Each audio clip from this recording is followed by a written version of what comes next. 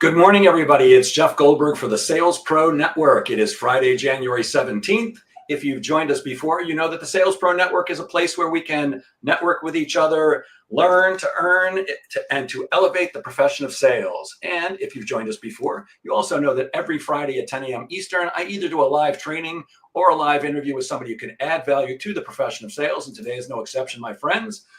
Today's guest is the CEO and founder of Creative, a motivation and grit-focused branding agency. Please welcome our guest, Zachary Colman. Good morning, Zach. Hey, Jeff. Thanks for having me on. Good to see you, my friend. Zach, before we get into the 1,000,001 questions I have for you, and I've got plenty, could you please maybe give us the 2 to 3 minute version of your background? What brought you up to this moment? Yeah, definitely. 2 to 3 minutes. I was born in raised in a small town. I grew up, went to ASU. My dad was an NFL kicker before I was born. And so I had this emphasis of being like him growing up, trying to be make it to the NFL. Realized that I had to follow my own path. Found a passion in the visual communication field. Realizing that I love to help other people be seen and heard. And so that became my emphasis. I was in the corporate world with that for, I'd say, about 10 to 12 years, moving up the ladder from working for the Phoenix Suns all the way up to having my final tenure over at Pearson Education, working with them as an art director. And then one day I just decided, and I could go in that story a little bit further if needed, but decided, hey, I'm deciding to go out on my own. I can do this better. So went out on my own, took the leap, and been at it strong now since 2017. Wow, outstanding. And what is a motivation and grit-focused agency? I love the sound of it, but what does that actually mean? Well, really, it just comes down to perseverance. We really live off of the values that we ingrain in our organization. And I think going through the beginning stages of my business and my brand, I got really ingrained into understanding the hustle culture, let's go in, work 18-hour days, try to beat your competition. And then I realized about 2 years ago when I was completely burnt out that, I'm like, this isn't really the way to go. Like, everyone's burnt out. I was dictating my employees more off of, a number than a person, if that makes sense. And so I kind of had to take a step back and reevaluate what I wanted the business and brand to look like. And so perseverance and grit really just stand for, less so hustle culture and more so, just perseverance culture, trying. Our values of connection, contribution, and confidence really are ingrained really heavily into our organization and the people I hire and the things that we do within the organization. And so I like to kind of push that grit and perseverance as more of a statement of, hey, we're not perfect, but we try and we improve and we make things better as much as we possibly can, not just for ourselves, but for our clients. Yeah, grit's a word my coach uses all the time. And it's the grit that helps you get through when the going gets tough. Because if you're not committed, if you don't have that grit and determination, then you will get sidetracked or beaten. And I nearly, my stomach clenched when you said 18-hour days. Not that I haven't ever worked them, but I'm a big fan of getting the job done and then being able to enjoy your life too. Because what's the use of all the work and the money that it typically brings if you're not having a life? And burnout is real. I want to talk more about branding and marketing, but you're also involved with TEDx. And for those who don't know what TEDx is, would you please explain and what your involvement is? TEDx is really taking basically spreading an idea through education, an educational type talk. And so TEDx itself was a culmination of, me being an expert in branding, but also taking real life experiences and ideas that I have between two different types of disciplines, in my case, that is, and being able to spread a message to people that wasn't like, salesy. For instance, it was more of, hey, we're spreading this idea on how the world can change. How can we make the world a better place? And then creating a speech around that. And so TEDx is an organization that's based off of TED. And if any of you know what TED is, it's basically just a bigger version of TEDx for very large people of influence in the world. And so TEDx itself is the organization. I think they run about 330 TEDx's a year, and you basically develop your idea, and if it matches the theme of that particular location and what they're doing, there's a chance that you can go up on that stage and spread your message to a bunch of people. Yeah, it's a great format. And for anybody who's listening who has not experienced a TED or a TEDx talk, I urge you to Google that stuff. One of my very favorite TED Talks is from a woman named Brene Brown, Brene Brown. Fantastic stuff. But it's not just, there's an incredible variety of topics in TED and TEDx talks. It's really an incredibly valuable resource. So I want to get back to marketing. You say that you're a marketer who hates marketing. What? Well, yeah, I'm a brander at heart. I did visual communications before I started my agency, and kind of going back a little bit into my story a little bit, and it actually involves the TEDx journey as well, is that, I think as a lot of business owners do, you start off a business or a brand, you're learning as you go, and you're like, I'm going to bring on all these different services, all these different offerings, so that you can try to find out what works and sticks, so that you can start to, I'm not going to say niche down, but start to find out what your superpower is in the business.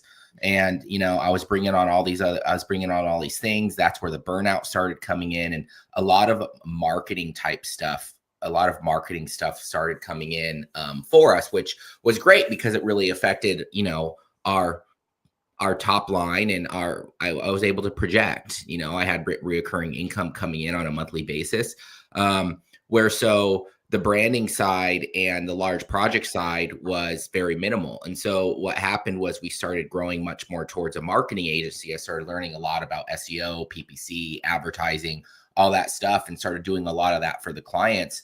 And I just saw this trend in the industry where people got confused on what marketing really was, and so I ended up realizing over time and dealing with lots of prospects, as this is a sales channel, that a lot of prospects nowadays, marketing started to become that taboo word, like sales used to be, if you don't remember back in the day. And I still remember I went to a show I spoke at an event a couple months ago, and I was like, what do you do? And I said, marketer. And they just cringed at me. They're like, ugh.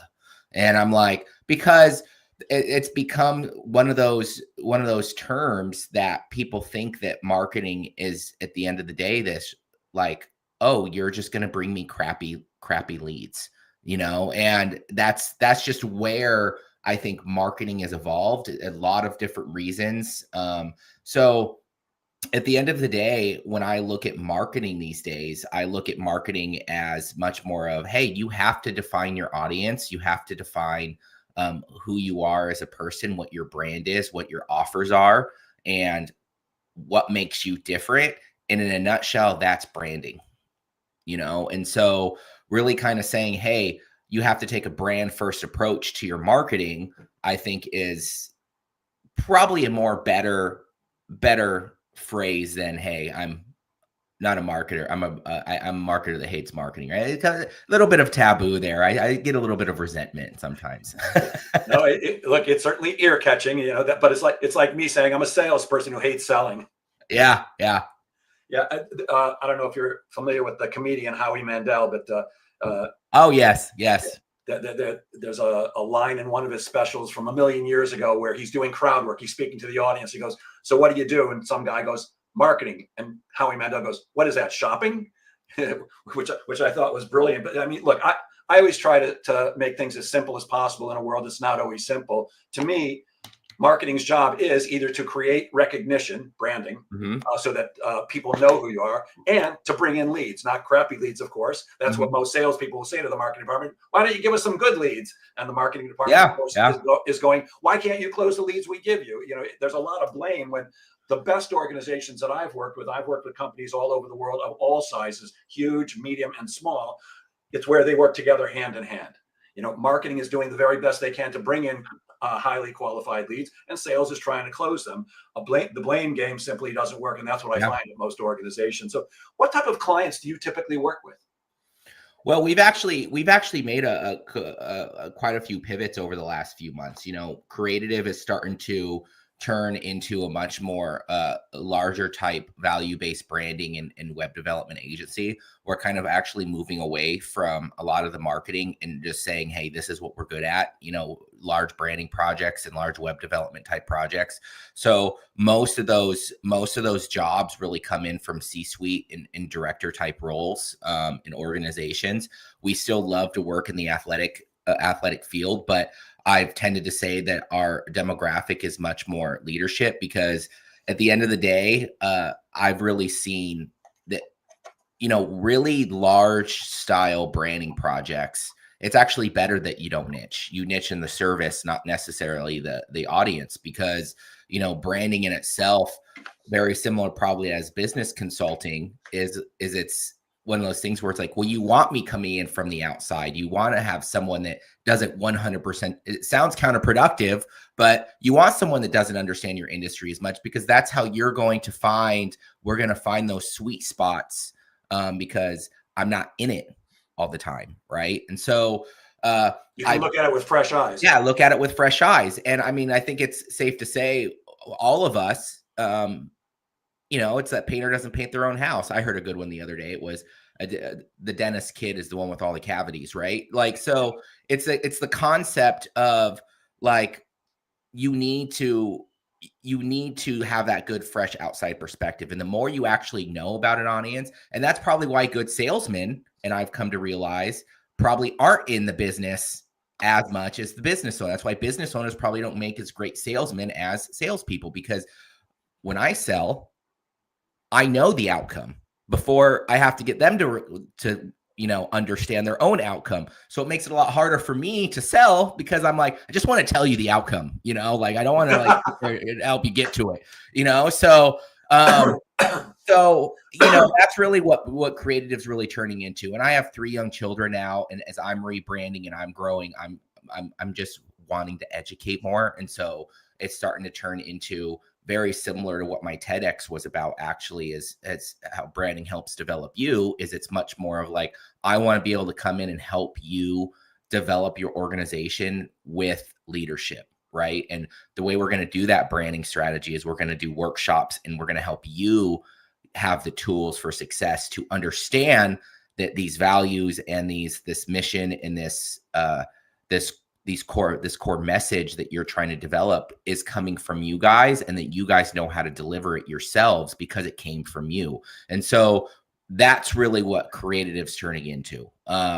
Or we still have a whole bunch of marketing clients, right? I still have, I'm not just going to get rid of my whole marketing, team.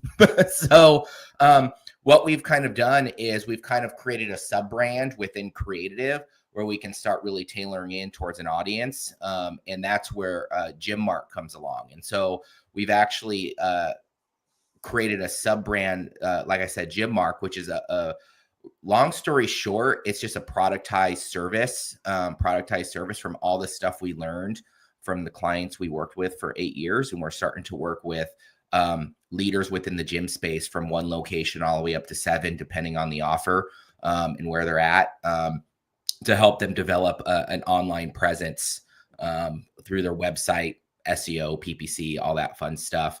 And it doesn't necessarily bring in the branding side. That it's hard for me not to bring in the branding side for them. But with this productized service, we've developed basically our own internal, we systemized the crap out of it and created a great plugin that can be used for specific industry type pain points that we saw when it came to marketing. And so we're able to do it much more efficiently and faster. And so that's Gym Mark. That's what we're trying to do with Gym Mark right now.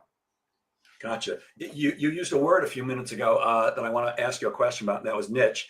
By the way, I think I forgot to say at the top of the show, if you're watching us live or listening live, if you have any questions for Zach, please put them into the comments and I will pass them on and then we'll get your questions answered. Anything about branding or marketing.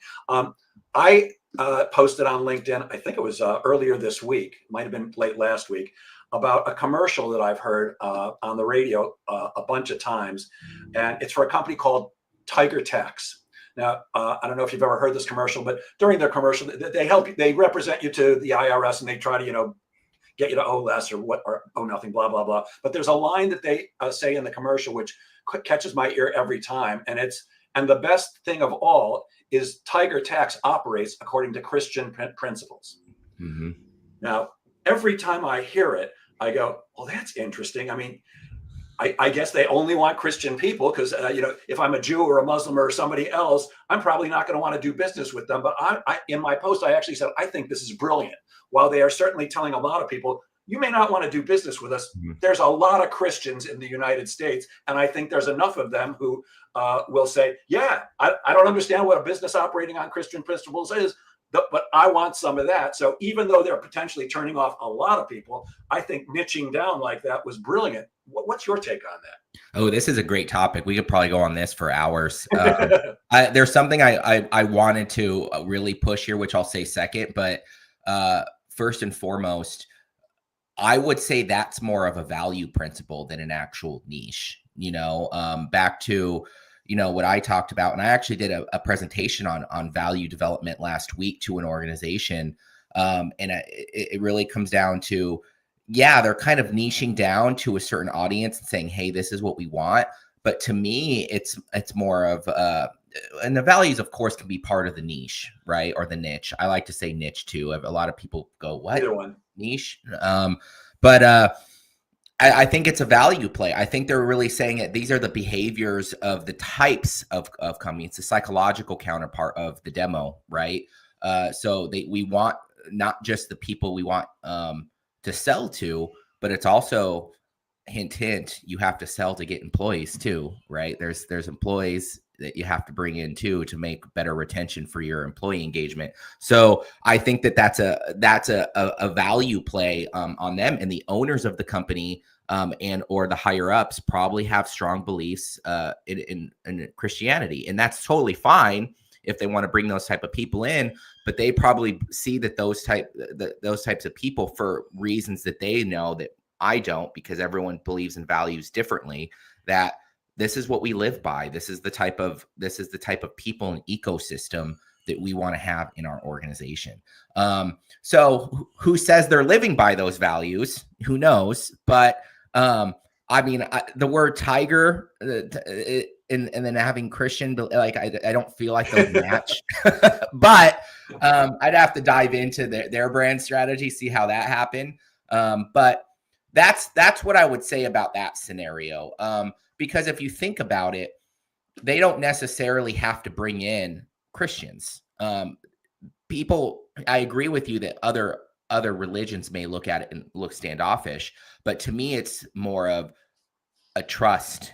It's a trust situation, a psychological counterpart. Oh, if they're very big on Christianity, then I know that I'm going to be working with a company that really values community and contribution, and so I trust that they're not going to screw me over, and that's a psychological kind of thought process. And so I would say that's a value play. But when it comes to niching in general, I have a huge thing to say about this, because especially being in marketing and branding, you hear all the time, and you'll hear business developers say this all the time too. They're like, you just need a niche, you just need to niche down and pick an audience and go with it. And unfortunately, I don't think that's in most cases that's necessary. I mean, you see lots of large companies like that don't niche, right? And so I would say you can't take that at face value of, oh, you just need to pick an audience. What I do believe is it's industry specific. Like I was saying about branding earlier, I had to learn firsthand, being a marketing and a branding agency, that hey, my marketing clients are different than my branding clients. Our biggest pain point was we would bring people in to do marketing, and we'd be like, well, you need a brand identity and you need to figure out your branding first, or we're not going to be able to do your marketing effectively. And they'd be like, well, I don't want to pay for that. And then we'd end up bringing them in, doing twice as many hours doing the work, and it would just fail because we would be basically coming up with it. And so I realized, hey, these are two different audiences. What's the best way to handle this? And that's one of the reasons why I separated out Creative and Gymmark, was because Creative was much more of a service type niche. It was like, hey, it has nothing, not necessarily have to do, it has a broader demo, but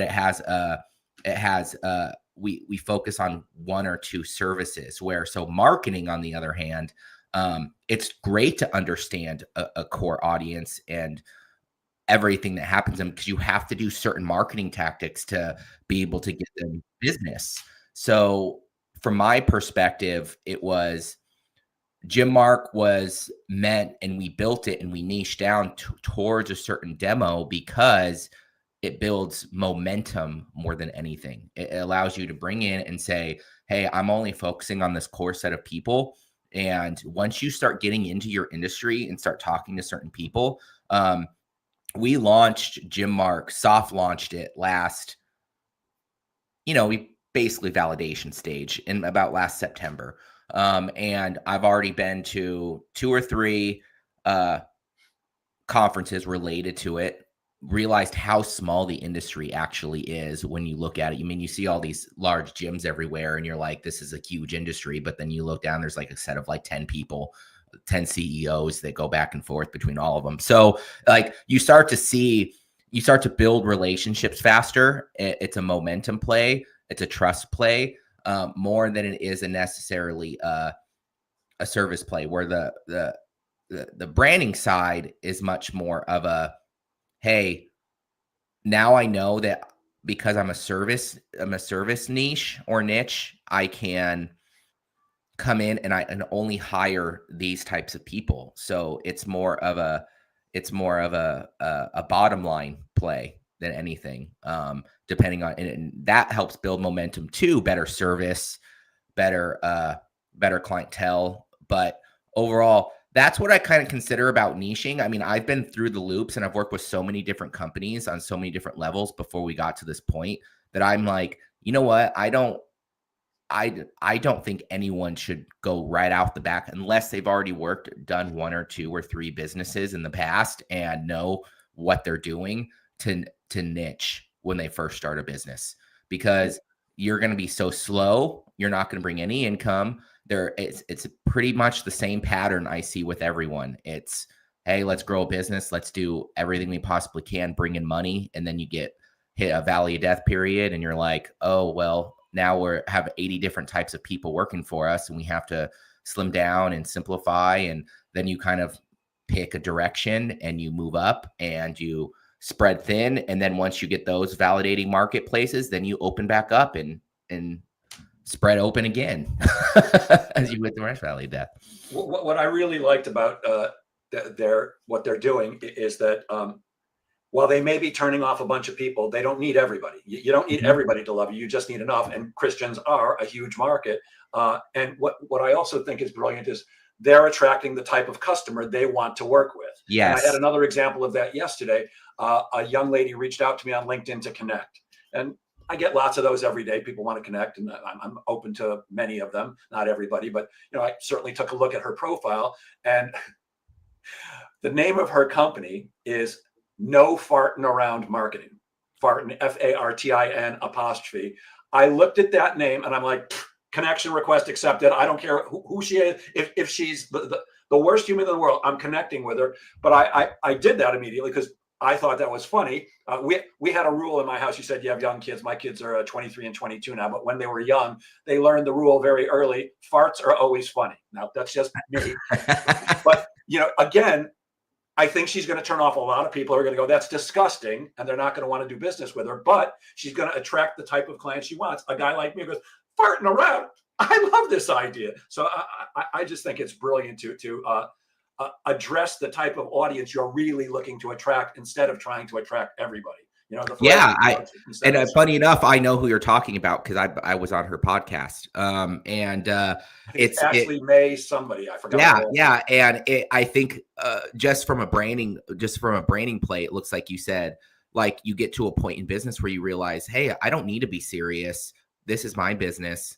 I can do whatever the hell I want, and I don't need to listen to everyone else. I'm going to do what makes me happy, and I think that's the tone that it comes off as, and it's like, so she's going to attract those types of people, and that's a branding play.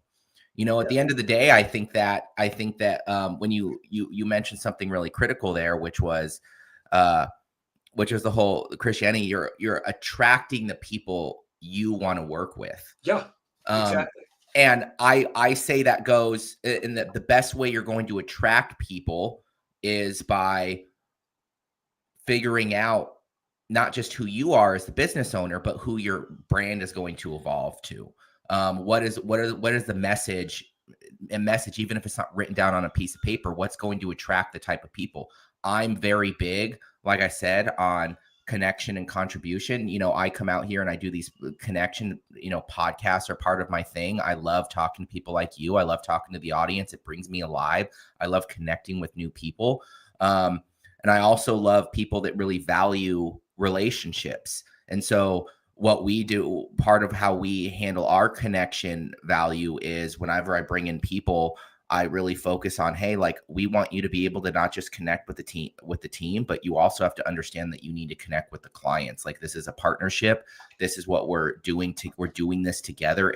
We're not just to do the work for you. You pick a direction and we're good. It's no, like we're the experts, but we want to be able to go back and forth and collaborate. So you have to have that type of messaging when you talk to them, because that's how the world goes around, us working together.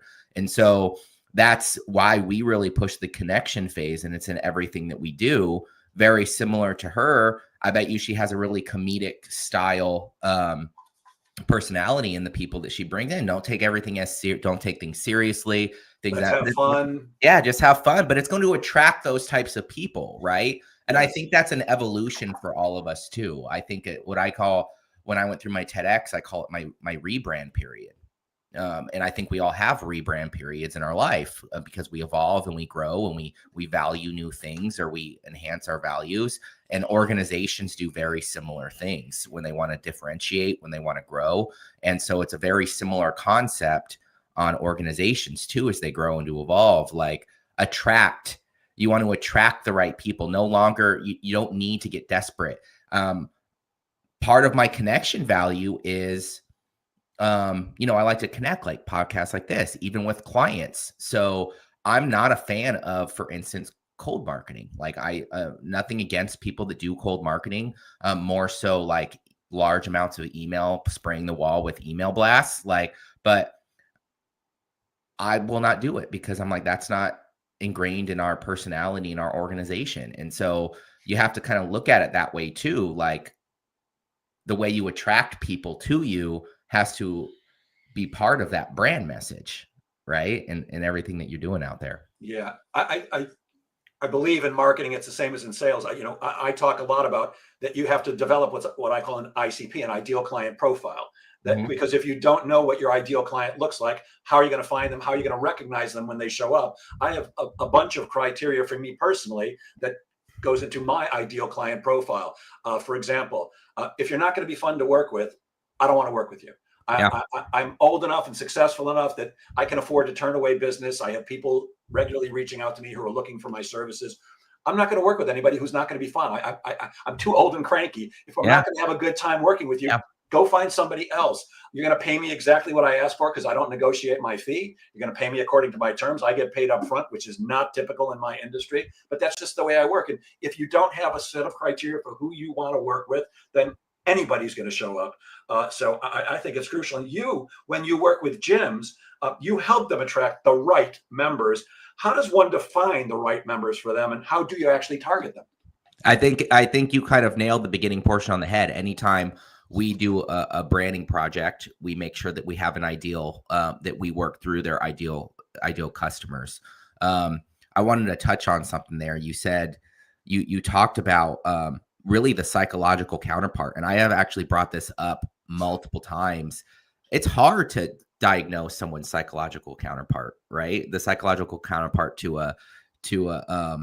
an ideal, we'll just say an audience profile, for instance, because everyone is going to be different, and so I think a lot of salespeople, and it seems like you do exactly what I preach, which is I always say that most of them focus too much on the demo and like, how much do these people make? How much is this? But they don't focus on the psychological side. So I give you kudos to that, because that is probably the most important thing at the end of the day if you want to work with somebody.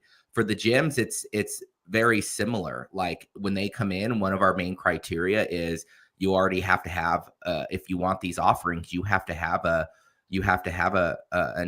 ideal client that you want to work with already. Like we're not, that's not, if you want us to create an ideal profile, then you go to Creative and you do a customized project. But the whole goal of GymMark is like, you have these certain systems in place, these things in place already. Your audience inside and out and who you want to bring in, and then we will be able to target them. And it's basically around warm marketing. It's what I call our sustainable lead flow model, which is really like, we use warm marketing. We don't do any cold marketing. Nothing against Facebook, but I see in the industry, especially right now, I feel like Facebook's just a glorified billboard. And I think it's great for e-commerce, but I think that it got really ingrained in the studio. I'm not saying you can't do Facebook advertisement, but I think that a lot of studios get what I call marketing FOMO, and they think they need to do all this stuff. And it's like, dude, you're a $500,000 to $1 million gym. Like, you don't need to be doing a Nike campaign, right? Like, simplify, like just focus on how do you bring in a sustainable flow of the right audience. And it comes down to just kind of understanding you have to have positioning down. Your positioning and your customer service are going to be crucial. And then it's just, really, it's as simple as, okay, now how do we find those types of people in your local area? And we basically make sure that anyone who matches that ideal positioning can find you via your location. And it seems simple, but funny enough, I think most marketers come out and they say, you have to do this, you have to do this, you have to do this. I'm like, no, you don't. You have to do this and this. Keep it simple. You're going to get a 50% close rate with people being able to come in and talk to you. Then you're going to try to sell them these offers of challenges, or like, just come in and we'll give you this discount if you do this, this, and this. Let your customers be your advocates. And that's really where the waterfall flow starts to affect, when you have good customer service, good branding, good teammates, and you bring people in, and then those people slowly start helping you rank higher by bringing more people in. Yeah. I find it interesting that you have this gym focus, because there's a guy who I follow very closely who also started out working with gyms and still does. Alex Hormozy. I'm sure you're familiar with the name. Oh yeah. We can get in really crazy about how the gym launch model doesn't really work anymore, but that's a story for another day. Another question. So what is brand discovery, and how does that different from market discovery? How do we actually discover our own brand? Yeah. And that's goes into the how, like, developing yourself. Right. So I think brand discovery is really, in a nutshell, just it's strategy. It's building a brand strategy, but we do it with you. So it really comes down to, like, we'll sit down, we'll do workshops. Like I said the other day, I did a value one. So we have worksheets and stuff like that we work with leadership, that we'll sit down to, like, figure stuff out together. And come up with the ideas that are in all the leadership's heads, so to say, and kind of get it really down, nailed on paper, and work out those together. There's plethora of ways. There's plethora of different directions you can go depending on the size of the organization, especially if you're a smaller one-man show. It's more of, how do you develop your personal values first, compared to how do you take the values and the behaviors of your already existing team, and then kind of try to come up with the values that are already ingrained in your organization. And so it's really going in and really developing that vision, that mission, those values and those offers based around who you guys are already and or who you guys want to be. And then you just take those, of course, and then you then align those to the messaging and the visuals that you're trying to display into the world, right? A good example would be if a yoga, and I think a lot of people get this wrong because they're like, oh, I just want some pretty colors up on a wall. But it's like, hey, if you were a yoga studio that had blacks and reds, like your type of clientele is probably going to be like, that's not the kind of yoga studio I want to go to. It doesn't really match my value. So you have to ingrain those values and that mission within your visuals, in your graphics as well. So that's really what branding is. It's building the foundations and the structure of what your identity is going to be, and then being able to, from the operation standpoint, being able to systematize out that creative identity into different types of collateral that either, a company like me or the team internally can be able to start keeping the consistency amongst all of their channels and everything that they're doing, right?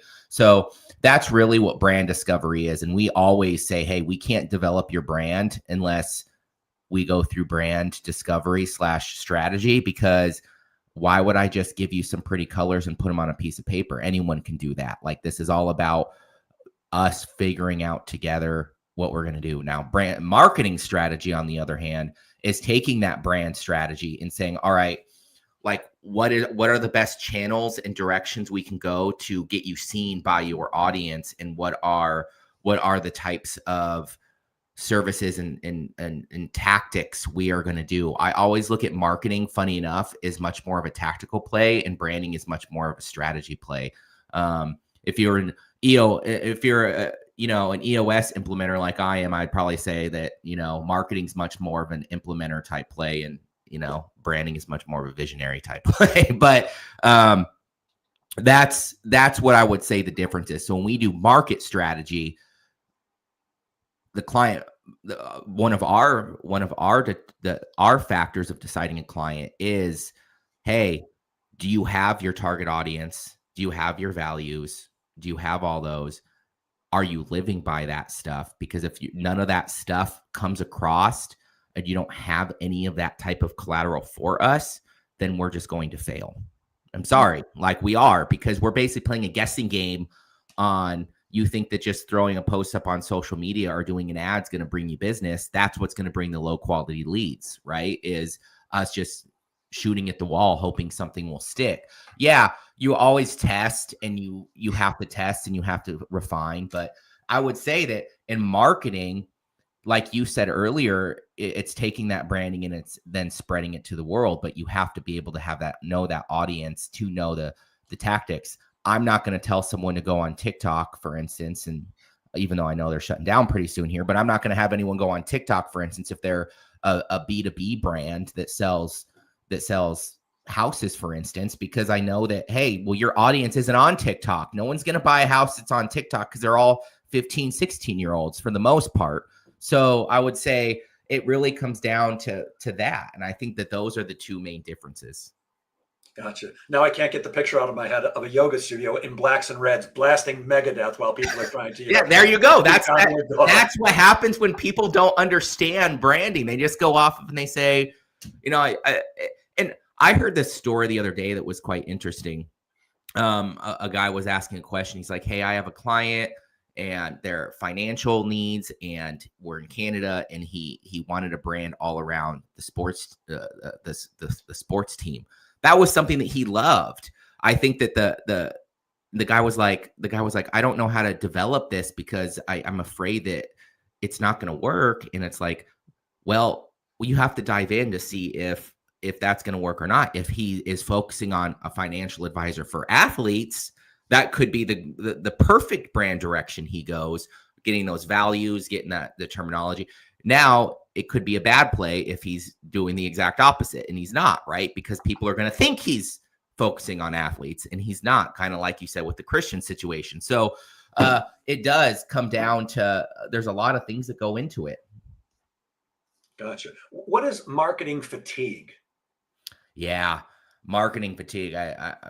Me being in marketing, I think I saw this firsthand. I mean, look how many social media platforms we have right now. We have AI, we have social media platforms.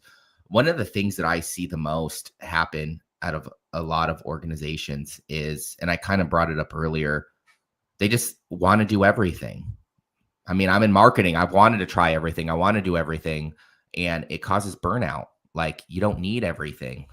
You need to find, and a good example is this, whenever I usually talk to studios, for instance, the first two questions I'll ask them, I'm like, well, what's working right now?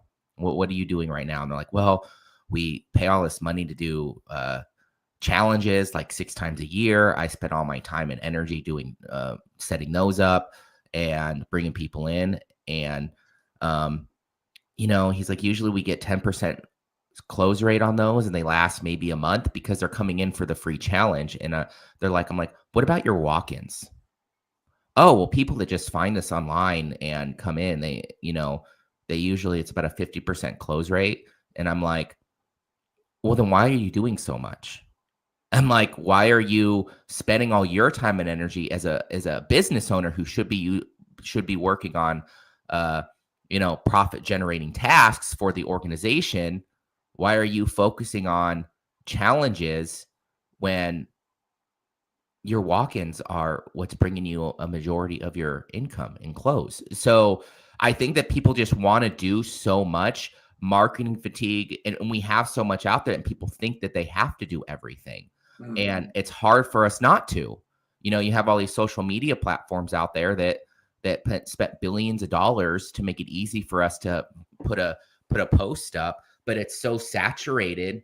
It's so saturated that now everyone thinks, oh, I have to do everything. I have to do 18 blog posts a month. I have to do this. And it's like, if you really just sat down and simplified, find what's working, focused on that for the time being. Yes. Should I say you need to bring other marketing strategies in? Yes. Once you get to a certain stage, you don't want to put all your eggs in one basket. You never do. But it's good to simplify and say, hey, let's focus on what's working right now and allow that to be our driving factor for business growth. And then let's focus on something else. And so everyone gets it. Everyone does it. And I just see people online all the time. And my biggest thing is I see all these people that are especially just starting out. And I'm like, they're posting every day. And I'm like, have you ever actually sat down and looked at how much time and energy you're putting into posting? Have you had any results? And it's usually like, no, I haven't had it. Well, they don't know. They usually don't know, but I know. I mean, I know how long it takes to do like organic social media. And I'm like, that's a brand awareness play. You shouldn't even be starting brand awareness play until you're at least 500 to a million. So that's really what marketing fatigue is. It's that burnout from trying too many things or wanting to do too many things because you want to get ahead when in reality it's stepping you backwards. From a sales standpoint, I can tell you that if I've got one outlet that's bringing me a 50% close rate and another one that's bringing a 10% close rate, I'm going to do everything I possibly can to get more walk-ins, because if half of them are closing, why would I not focus on that as opposed to a 90% rejection rate? It doesn't. Oh, exactly. Sense. Right. Yeah. And salespeople, by the way, are the same way as marketers. They go after every deal as if they're all equal, which they absolutely are not. And the challenge for salespeople is that by their very nature, they have to be optimistic, because in most sales, more people say no than yes. So we have to be optimists to believe that everything is going to work out. But the challenge for salespeople is that optimism blinds us to when people are saying no, because they say no to salespeople in a lot of different ways without actually using the word no. Like when people stop returning your calls and your emails, they're saying no, at least for right now. And I'm going to focus on the people that are returning my calls and are returning my emails, just like the walk-ins giving a 50% close rate. Focus where the money is and what's working as opposed to what's not. There's something else I wanted to ask you about, though. In preparing for these conversations, I always check out people's websites and their LinkedIn feed, and I look for interesting posts. And a while back, I think a couple of months ago, you posted the question, and I'm reading it: what if I told you you were doomed to fail? What the hell was that about?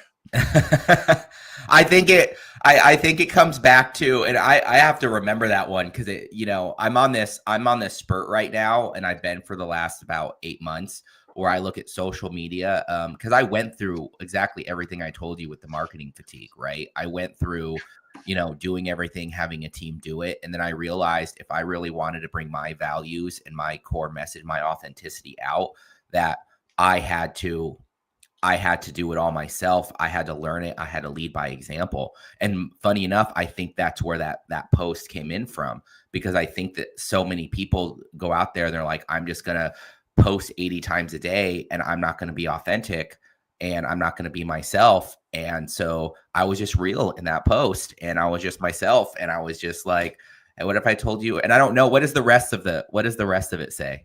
That's all I wrote down. I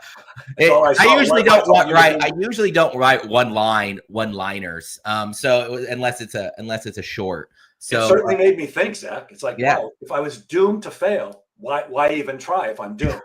Yeah. And I think it comes back to thinking where you're at in life, Like, are you doing the actionable items needed to move you forward? I think it's very easy for all of us to get put into a place where it's like we're at everything that we're working on throughout the day is based off of our comfort zone and what we're comfortable with.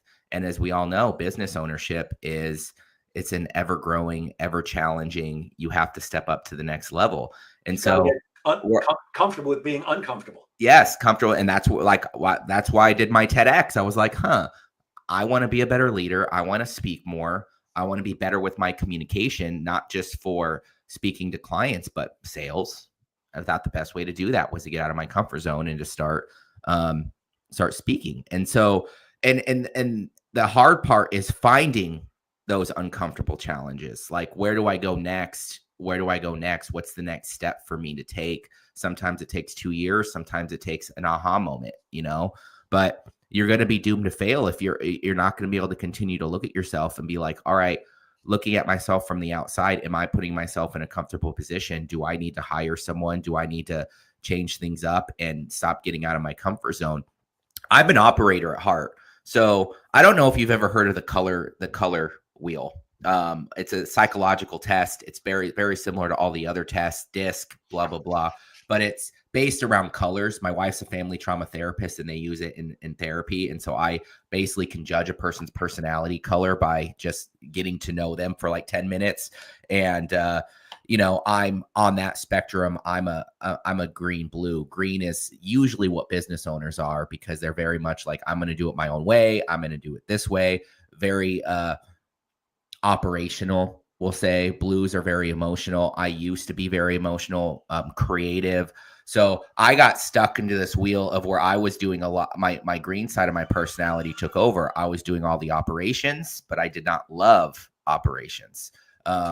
And I was a glorified manager. And then so I had to get out of my comfort zone to say, hey, I'm going to need to bring, I'm decent at it. I'm not bad at it, but I'm decent at it. But I'm like, I enjoy connecting. I enjoy building relationships. I enjoy doing creative type strategy. That's what I enjoy in life. And that's a visionary role. And so I had to slowly start separating myself out and be able to grow the business in a way that I can hire an operator so that I don't have to do that anymore. Is it a growing process? It happened overnight? No.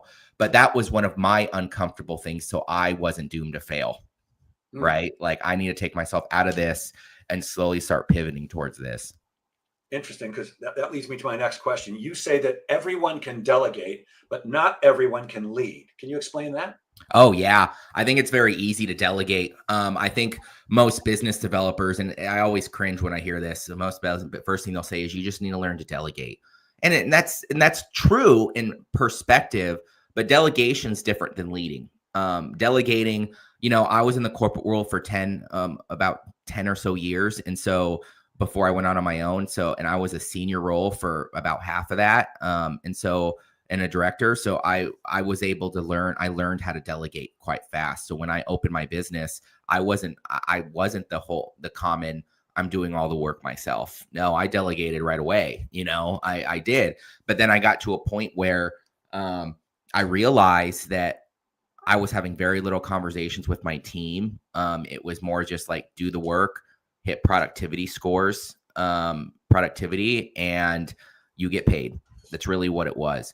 And what happens with that is it is a kind of a delegation situation. There's no life. There's no essence within the growth of what you're trying to do. You're basically a hollow, your business is a hollow shell of just getting tasks and getting paid. And that's not how businesses really grow. Leaders on the other hand, connect with their employees. Yes, they're not mean. They're not nice, but they're very much, they very much help and motivate their team to follow a vision. They inspire. Yes. And so finding ways to do that within your organization is what really makes you a leader, knowing that, hey, this isn't just about me. This is about my team and helping them grow and helping them understand not just the processes, but I want them to learn and get educated and them to advance in what they're trying to do in life too, right? And so I would say that's the difference between delegation, and I'm not saying delegation's negative by any means, but delegation is definitely a first step to becoming a leader. But I do think that to get to the next phase, you have to start looking and having that mentality of, hey, I'm no longer going to be delegating. I'm going to be leading. Gotcha. You said something else that I found interesting, and I'd like to hear more about it. You say that your experiences could be affecting your top line. What does that mean? Man, you're hitting a lot of good ones with me. I don't remember half of these. They're pretty good. I'm surprised at myself. Your environment, your experiences. I think it comes down to a great example for me, for instance. And I always like to go back to my experience because I don't like to post anything that I haven't gone through or I haven't learned. Right. So I have an at-home office. I've built my office, a pretty good work from home life since I started the business. And that's what I originally thought I wanted. Being in the same environment and providing the same experiences is not going to get you to where you want to go. Going out and doing the TEDx, starting to speak on stage. I now have an office that I go to a few times a week that I can bring employees to and bring clients to. And getting out of that environment and putting yourself out of your comfort zone on certain things is going to help you make it to the next level. Those experiences in the environment that you put yourself in is also a way that you can get stuck, and you need to go out and have pattern disrupts in your life multiple times. Another great example is just during the day. I mean, I do have 3 young kids, so unfortunately I do have to be home a lot right now. And so to switch off my brain from visionary to operator or vice versa, because they are 2 different roles, I have to work at certain types of tasks that I just need to get done. And then I'll go do a pattern disrupt. I'll go for a walk. I brought my gym life back in. I lost it for a very long time. I'll use that as more of my visionary pattern disrupt in the day to get the creative juices flowing in the inspiration in myself to then have visionary time, going out and having a monthly visionary day. I haven't had as many of those lately, but people think, oh, I'm really just taking a day off. And unfortunately, if you're not an entrepreneur like my wife, you'll think, oh, you're just going to take a day off. And it's like, no, I need a day to sit down and I need to think, I need to write. And a lot of people will say or assume that, oh, I am going out and I am writing a post that takes me 3 hours. That is very unproductive. When in reality, you're just shifting the patterns in your mind to focus on those things that bring more authenticity and more thought process for growth for what you want to achieve out of your business. So in short, yes, I would say just mix up your experiences, mix up your environments.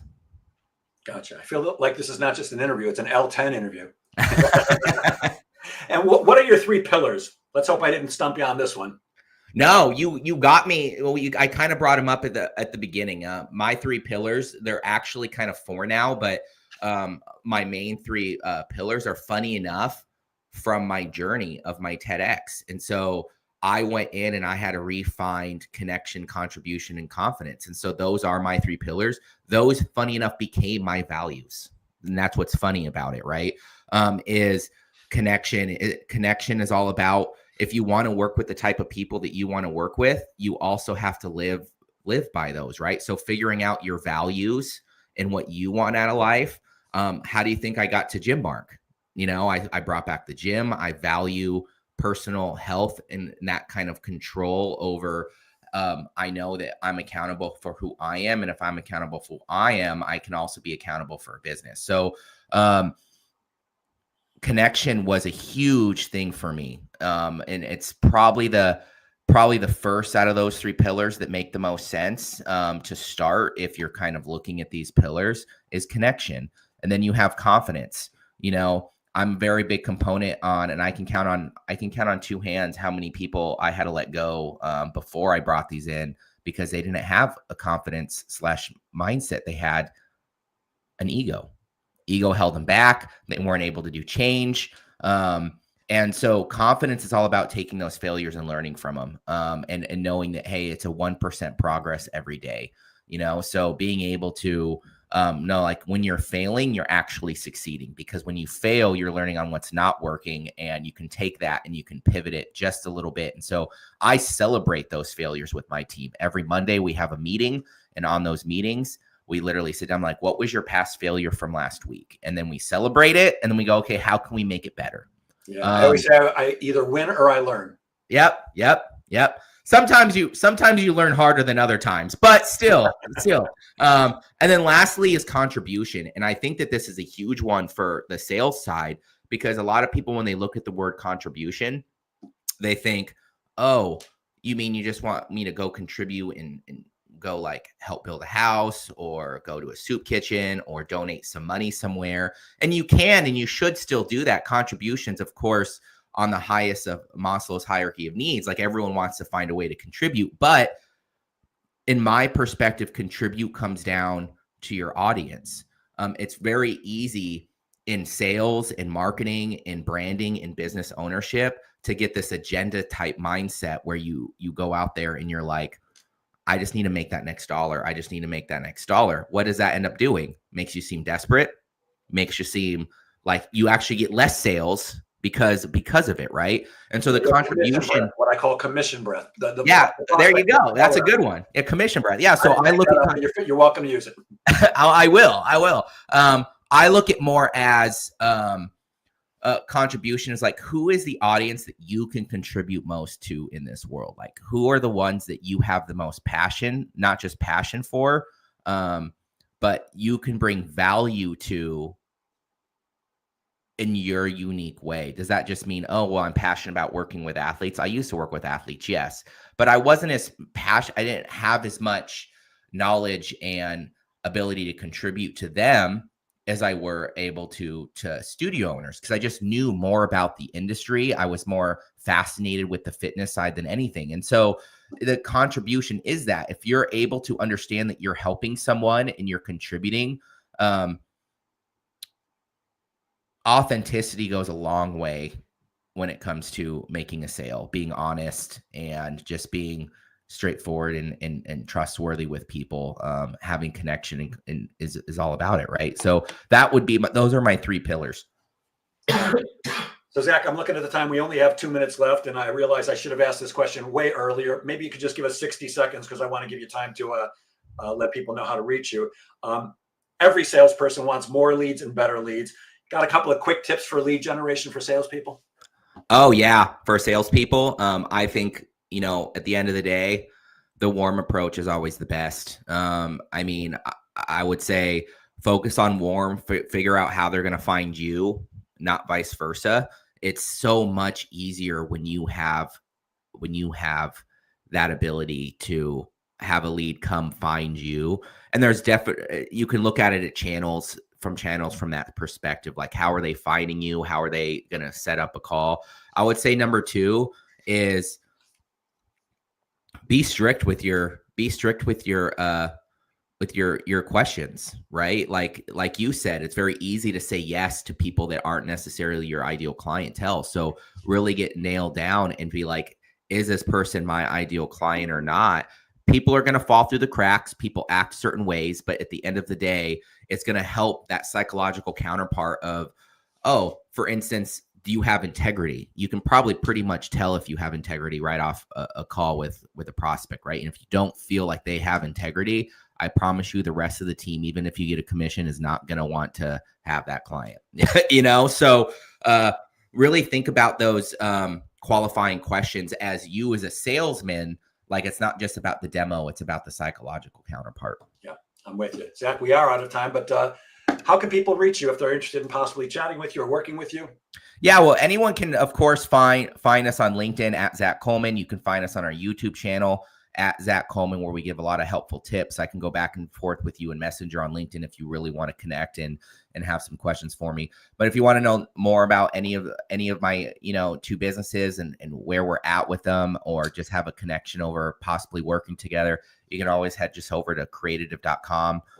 You'll find the start a project page. You can set up a call from there, or you can go to Gymmark and same thing. Go to gymmark.com and find a link to schedule a call with us. Beautiful. Zach, thanks so much for sharing your brilliance with us so generously. And I will end as I always do. Gang, please remember that sales is a game of making things happen. Get out there and make sales happen. Have a great weekend, everybody. Have a great weekend, Zach. Thanks a lot. Thank you.